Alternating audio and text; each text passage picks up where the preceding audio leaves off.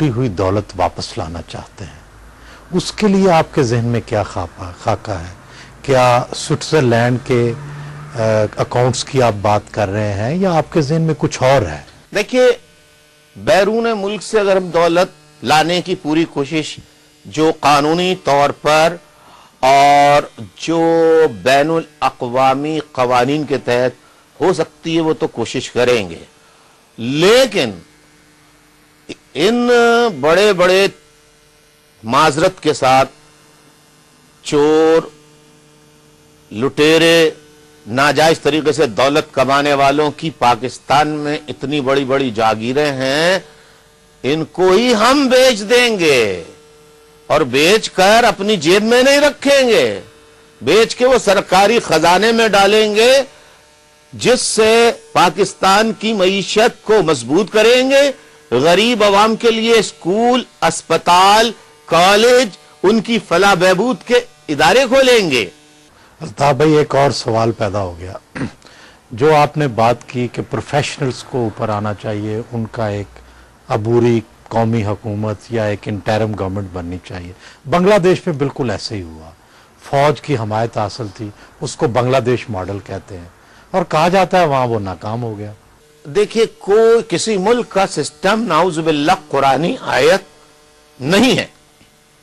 مختلف ترقی یافتہ ممالک میں جہاں جہاں جو سسٹمز موجود ہیں، اچھی چیزیں لے کر جو گراؤنڈ ریالٹیز ہیں، جو پاکستان کی جو گراؤنڈ ریالٹیز ہیں، اس کو مد نظر رکھتے ہوئے، زمینی حقائق کو مد نظر رکھتے ہوئے ہم اس میں کمی اور اضافہ کر کے ان قوانین کو بہتر سے بہتر مزید بنا سکتے ہیں. ایگزیکٹلی بنگلہ دیش ماڈل نہیں.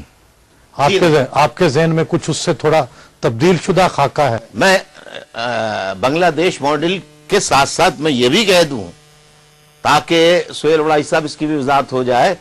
آپ نے کہا نا کہ فوجی جرنیل اگر آتے ہیں تو میں نے تو پیٹریوٹک والوں سے کہا ہے کہ وہ عوام کے ساتھ آ کے مل جائیں.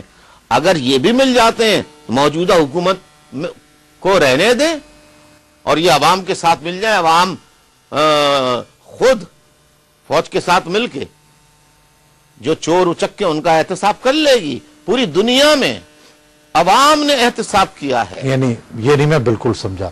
آپ یہ فرما رہے ہیں موجودہ حکومت رہنے دیں، یہ کہہ رہے ہیں آپ؟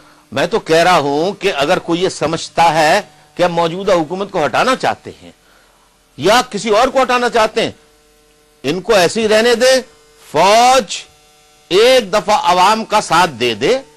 وہ جس طرح آج پانی میں ڈوبے ہوئے لوگوں کو نکال رہی ہے، ان کی جانیں بچا رہی ہے، یہی فوج آ کے کھڑی ہو جائے، جاؤ ان جاگیرداروں کے گھروں کو لوٹ لو، ان جاگیرداروں کے گھروں کو جناب اپنی رہائش کا مسکن بنا لو، یہ کھلے آسمان سے ہٹ کے ان کے گھروں میں رہو اور ان سب کو کیمپوں میں بھیجو یا کھلے آسمان کے نیچے اگر ایک حکومت جائے گی نہیں تو تبدیلی کیسے آئے گی؟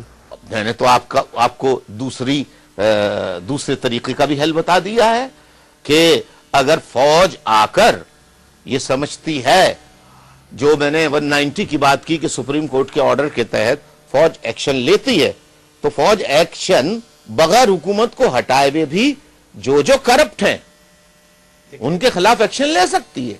دیکھیں، مسلم لیگ نون ہو یا بہت ساری دوسری جماعتیں، وہ بار بار صدر زرداری کی طرف اشارہ کرتے ہیں. سپریم کورٹ نے بھی کئی مقدمات میں ان کی طرف اشارہ کیا ہے.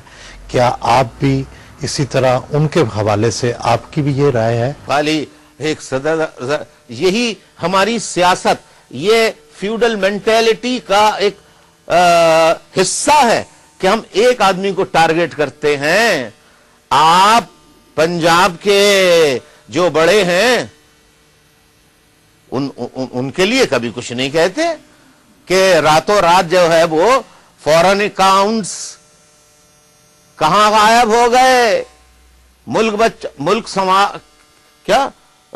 بچاؤ قرض اتارو ملک بچاؤ، لوگوں نے سمجھے کہ ہاں بھائی خوب پیسہ بھیجا، وہ فورن اکاؤنٹس ان کے تو بچ گئے، لیکن سوال ہی پیدا ہوتا ہے کہ غریبوں کو کیا ملا؟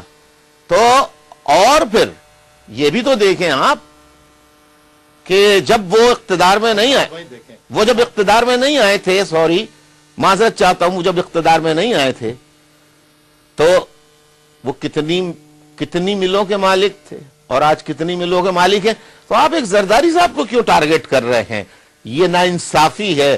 اگر احتساب کا عمل ایک آدمی کو ٹارگٹ کر کے کیا جاتا رہا، لیاقت علی خان کو شہید کیا، باقی سارے چوروں کو زندہ رکھا، بے نظیر بھٹو کو شہید کیا، سارے چوروں کو زندہ رکھا، ذوالفقار علی بھٹو کو ٹانگا ناجائز، اس کو شہید کیا، باقی بھٹو کے ساتھ جو شامل تھے، بھٹو نے تو کرپشن نہیں کی لیکن بھٹو کے جو بڑے بڑے لوگ تھے انہوں نے کرپشن کی۔ اور سہیل وڑائی صاحب میں یہاں ایک بات کہنا چاہتا ہوں اگر آپ کی اجازت ہو تو، چاہے وہ مسلم لیگ ہو، چاہے وہ نواز شریف ہو، یہی جماعتیں حکومت بدل بدل کے اقتدار اعلیٰ میں آتی رہی ہیں، اقتدار اعلیٰ کا مطلب وفاق میں آتی رہی ہیں، چہرے بدل بدل کے۔ میں